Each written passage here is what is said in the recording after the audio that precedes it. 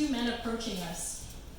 And they reached for my bag, which is in my lap, and the contents of my bag being my expensive camera, my sunscreen, and a little bit of cash. So they reach over, they grab my bag, I grab it, we're doing a whole tug of war because I'm like, oh no, motherfucker, you're not getting my sunscreen. I'll burn. So in the end, I was able to hold on to my bag, hence being stronger than two Cambodian men. So don't steal sunscreen from a white girl. So I've had all kinds of crazy shit happen to me when I travel. So a few years after that incident, I went to Australia to visit my lousy friend. And she suggested doing a tour of the outback. So I was like, yeah, that sounds interesting, I'll go do that. And it involved some bush camping. And bush camping isn't like regular camping, where you have a tent. No, it's just you throw a sleeping bag on the ground and that's where you sleep. Now the thing about Australia is there's a lot of shit there that can kill you. There's snakes, there's spiders, there's sharks, hell, even the coral can kill you. So I was a little nervous about sleeping on the ground, especially with snakes, right? What if a snake crawls into my sleeping bag while I'm sleeping and bites me? So it's a valid question. So I went up to the tour guide, Glenn, and I asked him, what do you do if a snake bites you? So Glenn was like, Aboriginal advice tells you if you get bit by a snake, go find a tree, you sit under the tree and you take a nap. And I was thinking, okay, well that makes sense, right? Because then you're in the shade, just in case anyone steals your sunscreen. And Glenn goes on, yeah, you take a nap, let your body fight the venom. If you wake up, great. If you don't, you did. Okay. I don't know how I feel about that advice. So, fortunately enough, there was another Aussie bloke in the group who overheard the conversation, and he comes running over. He's like, no. First step is you get revenge.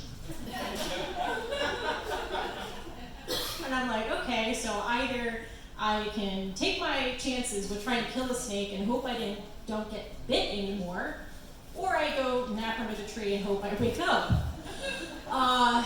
Doesn't sound very good. But he continues and tells me, you kill the snake and then you go to the hospital, you show them the snake, and then they give you the anti-venom for that snake. So again, this is all terrible advice. But I managed to kind of put it behind me and just, enjoy the day. And that night we kind of gathered around the campfire.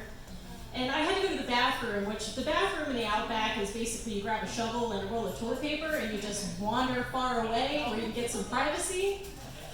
And I had a flashlight with me, and I wander out there, and next thing you know, something bit me on my thigh. So I head straight back to the campfire where everybody's gathered around. I find Glenn, our tour guide, and I'm like, Glenn, I'm panicking, of course. I'm like, Glenn, something bit me. I don't know what it was. And then I ask the next logical question. Am I gonna die? So Glenn, it's like, yeah, nah. Yeah, nah, yeah, yes, nah, no, yes, no.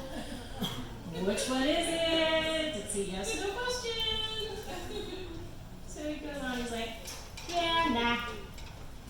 You'll be alright. Probably just an ant bite.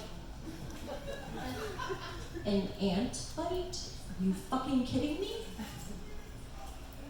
So again, I'm in the middle of nowhere. What am I gonna do? So I, crawl into my sleeping bag. I went to sleep, woke up the next day. Great.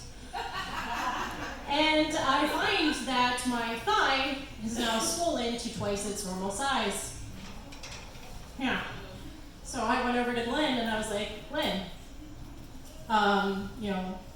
remember how I got bit last night? Well, my thigh is now massive. Should I be concerned?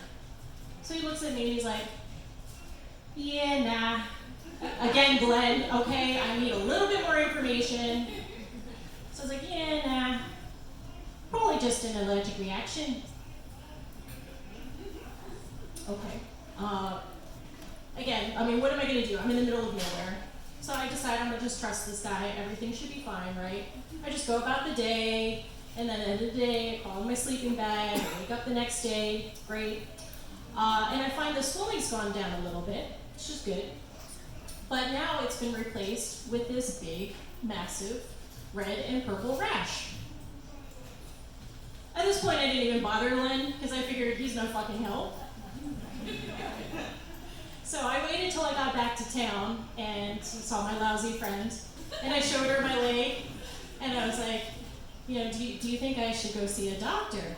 So she looks at me, she looks at my leg, she's like, yeah, nah, yeah. I'm like, you're really being a lousy friend right now. Need a little bit more information. But as you can see, I was fine, so I did go to the doctor, everything was fine, and you know, besides getting some terrible advice about snakes in Australia, I do have some advice for you about snakes in Australia, so this is my advice. And my advice is, don't go to Australia. Thank you.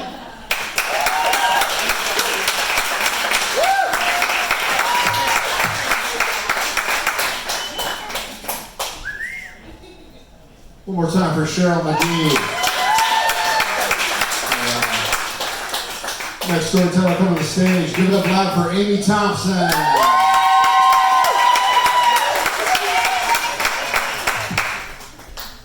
Hi. Happy holidays, everyone. Oh, it's perfect. I got a, we like Hallmark here? Yeah, I hope so, because I have a holiday romance story for you. So COVID, not a very good time for romance, huh? Yeah, that plague sure put a dent in our love lives, I bet. I think it's just that it doesn't matter how much you love someone, living with someone has ups and downs, and someone could be the love of your life, and you end up quarantined with them. It's going to be hard to get by without wanting to kill them at some point. So the guy I was with when COVID started was definitely not the love of my life, but I had a certain affection for him. We'd known each other since high school, so it was like a family affection. And I don't know what kinds of families you all come from, but for me, family and romance, they don't really mix. So it was going about as well as it could, affection. I was the planner in the relationship. I mean, all the plans. Not because I'm good at it or because I wanted to, but because if plans were left up to him, we would just spend our days laying in bed watching Cops on Pluto TV. They run through the episodes and start back over. It's not how I like to spend my days. So I would try and plan things. I look for what events were going on, plan day trips, take us to the movies. Which meant I had to pay, but I was okay with that to not watch copious amounts of Cops. That boy. He wasn't though, not at all. One day, this is where the holiday part of the story comes in, December 2019. Out of the blue, he says he wants to take me out. I'm like, dope. To this day, I never get taken out. This is shiny Pokemon shit. Rare. So I'm stoked for it. He wants to take me hiking and out to Chinese food. I'm not much of a hiker. I don't own hiking shoes. I have Uggs and flip-flops. That's what I've got for hiking. Not very outdoorsy. Most outdoor activity I've ever considered is LARPing. If you know what that is, you know what that is. If you don't, you don't. That's all right.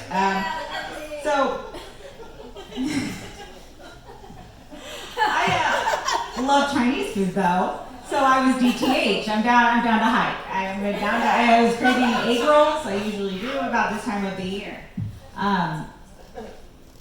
And I do express to him my concerns. I'm not very outdoorsy. We've been together for years. He's known me longer, but I'm still explaining to him that I'm not very outdoorsy. He says it's going to be fine. Just wear your Uggs and your sweater. I'm actually wearing for you guys what I wore on the hike, except for the pants were more khaki slacks and less like I got yoga pants now, so I'm like a little more outdoorsy.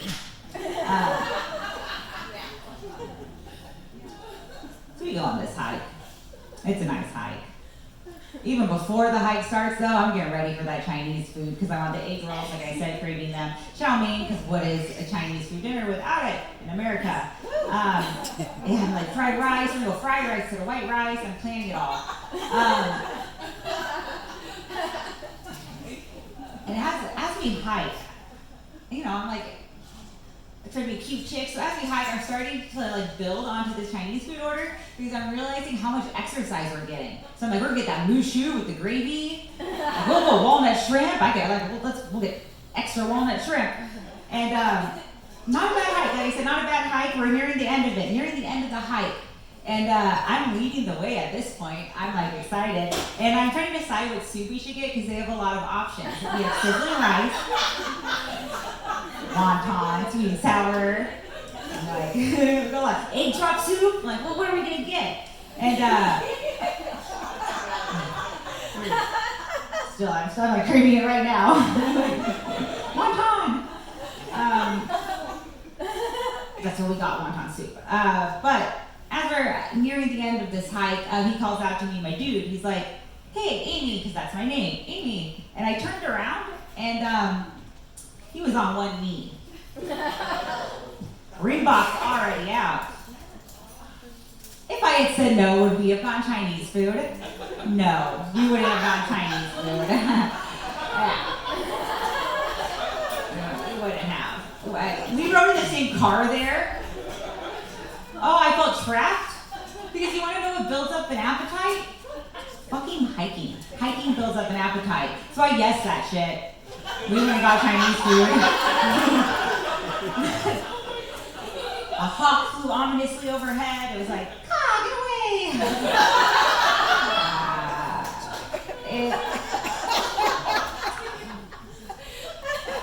It worked out though. It worked out. December 2019, COVID started like in a couple months. I didn't have to plan shit for the wedding because I had a great excuse.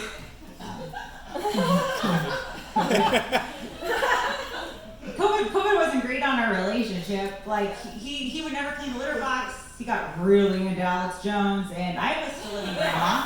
And it just like it wasn't gonna go well. So yeah, I politely disengaged. I still have the sweater as a memory. I just love to think about what our engagement pictures would have been like in this sweater. Like, I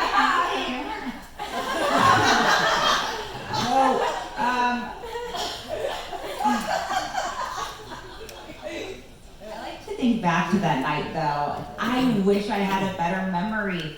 I'm so curious. We had Chinese food. I know I got fortune cookies. What the fuck did my fortune cookies say? That is it. I'm so wondering what my fortune cookies say. And we'll have Johnny come back up and we're gonna have some more great comments. Amy Thompson. All right. Alex Jones, huh? Oof. Yikes. You guys ready for your next storyteller? Got a fantastic story coming out from Lexi Octinelli.